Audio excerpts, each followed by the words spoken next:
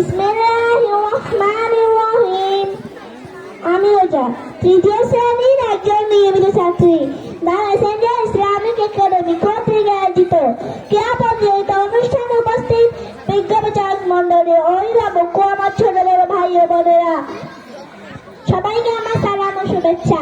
প্রথমে শুকরিয়া জানাই এই মহান সত্তার, যিনি আজ আমাদের এই অনুষ্ঠানে উপস্থিত হওয়ার সুযোগ দিয়েছেন।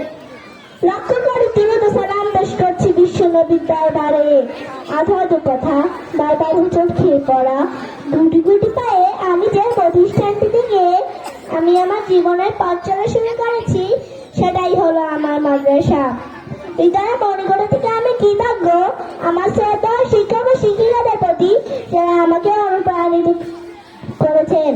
আজ আমি আমার মাদ্রাসার গুরুত্ব সম্পর্কে কিছু বলতে চাই। আমার মাদ্রাসার নাম ঢাকা সেন্ট্রাল ইসলামিক একাডেমি কচুয়াবাগের হাট। ধর্মীয় আধুনিক শিক্ষা বাস্তবায়নের লক্ষ্যে মাদ্রাসাটি স্থাপিত হয় 2022 সালে। মাদ্রাসাটিতে কোরআন 7টি কক্ষ, একটি লাইব্রেরি ও একটি প্রিন্সিপাল রুম আছে।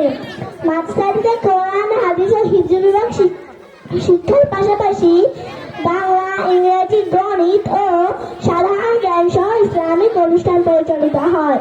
আমাদের মাদ্রাসাটি সুন্দর ও মনোবেশ অবস্থিত, যা শারীরিক ও মানসিক বিকাশে সহায়তা করে। একটি সভ্য ও শান্তিময় রাষ্ট্র গড়তে শিক্ষার প্রয়োজন। ব্যবসায় শিক্ষা দেয়, শিক্ষার মনসম্য থাকে না।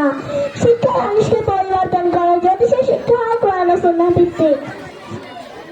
রাসূলুল্লাহ সাল্লাল্লাহু আলাইহি ওয়াসাল্লাম বলেছেন, পড়াশোনার মিসালিদাতু আলা কুল্লি মুসলিমিন। দিনের শিক্ষা করা প্রত্যেক মুসলমানের উপর ফরজ। Education is the backbone of nation. শিক্ষা জাতির মেরুদণ্ড, কিন্তু ওই শিক্ষা জাতির মেরুদণ্ড হতে পারে না যেখানে সন্তানের হাতে পিতামহ হয়, কলমের বদলে হাতে তুলে নেয় অস্ত্র। তার দিনের শিক্ষা দেবার যোগ্য প্রতিষ্ঠানই হলো মাদ্রাসা। পরিশেষে বলতে চাই, মানুষ শিক্ষিত হচ্ছে কিন্তু সুশিক্ষিত হচ্ছে না। সুশিক্ষিত হতে হলে দিনের শিক্ষা জ্ঞান থাকা জরুরি। চোখ বন্ধ করে বুঝতে পারি আমরা কত অসহায়। এই অকালীন কল্যাণ ও পরকালীন মুক্তির মান নির্দেশনা লাভে মাদ্রাসার গুরুত্ব অরণ্যনীয়। সবাইকে ধন্যবাদ। আসসালামু আলাইকুম।